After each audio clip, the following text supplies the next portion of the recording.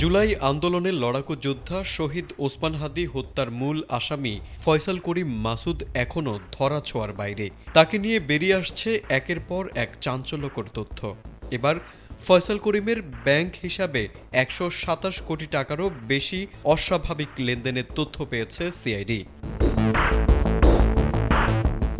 গত ১২ ডিসেম্বর দুপুরে শরীফ ওসমান হাদি মাথায় গুলিবিদ্ধ হওয়ার ঘটনার পর থেকেই তারা ছায়া তদন্ত শুরু করেছে।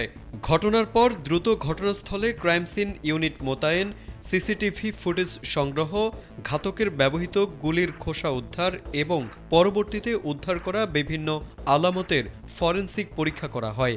এরই ধারাবাহিকতায় মানি লন্ডারিং আইনে পৃথক তদন্ত শুরু করা হয়। গ্রেপ্তার অভিযান চলাকালে উদ্ধার হওয়া বিভিন্ন ব্যাংকের চেকবইয়ের তথ্য গুরুত্ব সহকারে পর্যালোচনা ও বিশ্লেষণ করেছে সিআইডি। অভিযুক্ত ও তার স্বার্থ সংশ্লিষ্ট ব্যক্তি ও প্রতিষ্ঠানের একাধিক চেকবইয়ে বিভিন্ন পরিমাণ অর্থের উল্লেখ রয়েছে। চূড়ান্ত লেনদেন সম্পন্ন না হওয়া এসব চেকের মোট মূল্য প্রায় ২১৮ কোটি টাকা বলে দাবি করছে সংস্থাটি।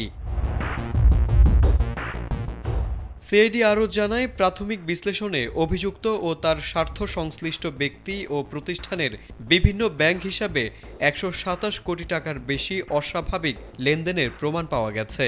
এসব লেনদেন মানি লন্ডারিং, সংঘবদ্ধ অপরাধ ও সন্ত্রাসী কার্যক্রম অর্থায়নের সঙ্গে সম্পৃক্ত হতে পারে বলে ধারণা করা হচ্ছে। এ কারণে মানি লন্ডারিং বিষয়ে পৃথক অনুসন্ধান কার্যক্রম শুরু করেছে CID.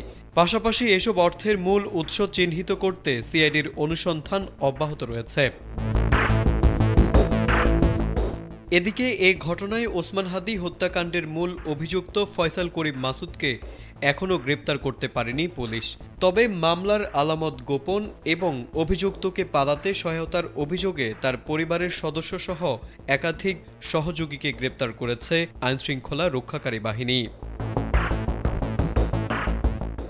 Desk report, ATN Bangla.